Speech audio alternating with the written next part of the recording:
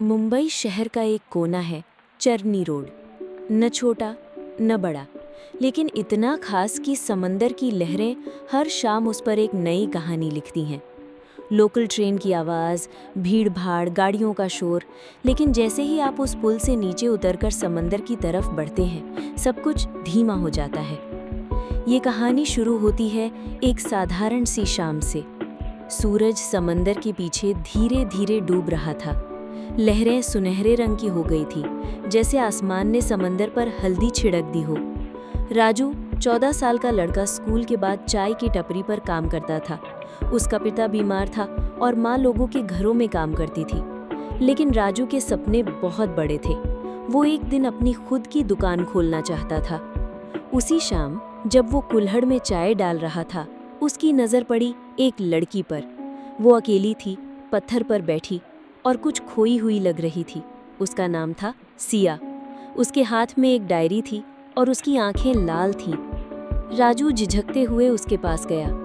दीदी, पानी लाऊं क्या?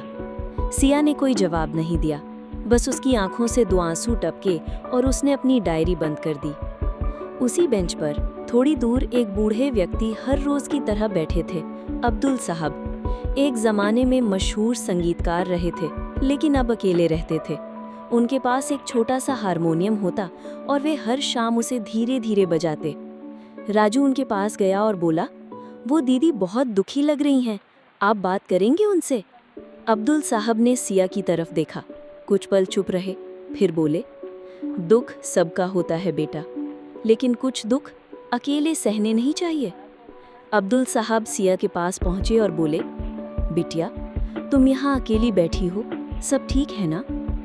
मैंने 2 साल मेहनत करके एक गाना लिखा था। आज म्यूजिक कंपनी ने कहा कि ये अच्छा नहीं है। मेरा सपना था सिंगर बनने का, लेकिन शायद मैं कुछ नहीं हूँ। अब्दुल साहब मुस्कुराए। सपना कभी शायद से पूरा नहीं होता और ना ही एक ना से टूटता है। क्या तुम मुझे वो गाना सुना सकती हो? सिया ने डायरी खोली, थोड़ी झिझकी, फिर बोली, ये सिर्फ लिरिक्स हैं, म्यूजिक नहीं है। तो फिर म्यूजिक मैं देता हूँ, अब्दुल साहब बोले। राजू दौड़कर हारमोनियम लाया। सिया ने धीरे धीरे गाना शुरू किया। चांदनी की चुप्पियों में एक आवाज बहती है, दिल की दीवारों से टकराकर कुछ कहती है। अब्दुल साहब ने सुर जोड़ा और समंदर की लहरें भी जैसे थम गईं। आसपास के लोग रुकने लगे, कुछ वीडियो बनाने लगे, कुछ बस खड़े होकर सुनते रहे। राजू ने चाय बंद कर दी और ध्यान से बैठ गया। वो कोई फिल्मी मंच नहीं था, वो सिर्फ एक शाम थी, एक बेंच थी, एक समंदर था और एक लड़की जो फिर से गा रही थी। भीड़ में एक व्यक्ति था, आरव मेहरा, एक म्यूजिक कंपनी का डायरेक्टर। वो सीधा सिया के पास गया। मैंने तुम्हारा गाना सुना, मैं तुम्हारे साथ काम करना चाहता हूँ, कल मेरे ऑफिस आना। सिया को यकीन नहीं हुआ। उसकी आंखों में आंसू थे, लेकिन इस बार डर या हार के नहीं, खुशी के थे।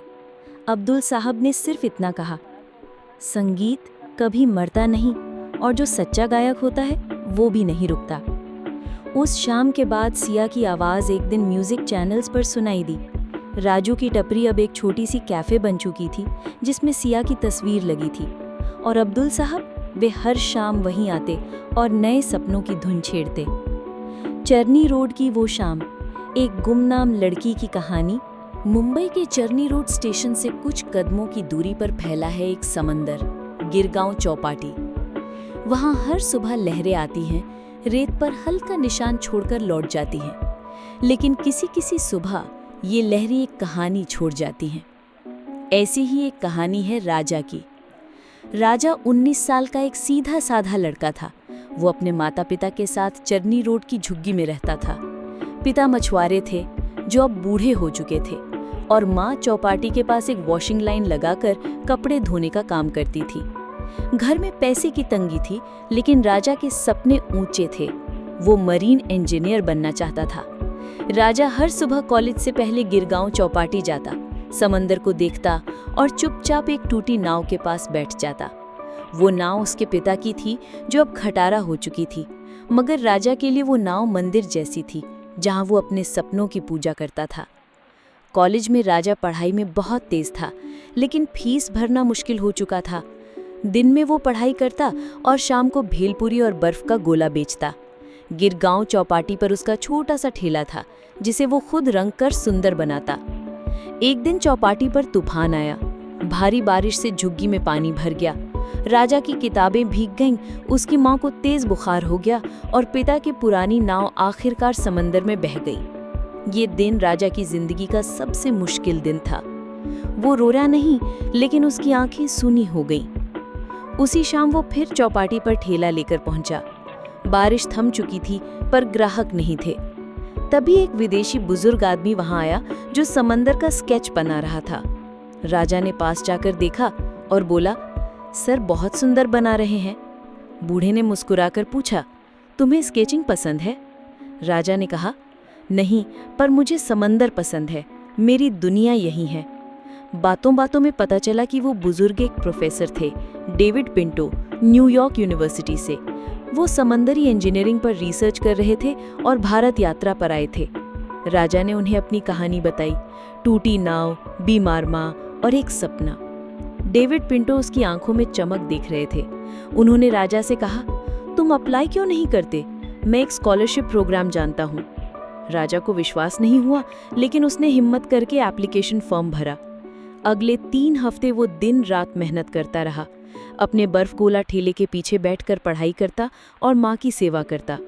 फिर एक दिन डाक से एक खत आया, Congratulations, you have been awarded a full scholarship for marine engineering at New York University. राजा उस पत्र को पढ़कर फूट फूट कर रो पड़ा। माँ ने पहली बार बेटे के लिए पूजा की और पिता ने बेटे के हाथ में समंदर का जल डालते हुए आशीर्वाद दिया, जैसे ये लहरें दूर जाती हैं वैसे ही तू भी जा, लेकिन लौट कर जरूर आना। राजा न्यूयॉर्क गया। 5 साल बीते। आज गिरगांव चौपाटी पर एक नई नाव खड़ी है, सफेद रंग की, चमकदार। नाम लिखा है राजा एक्सप्रेस। ये नाव अब गरीब मछुआरों को मुफ्त देती है और झुग्गियों के बच्चों को पढ़ाने का एक छोटा सा सेंटर भी चलता है पास ही।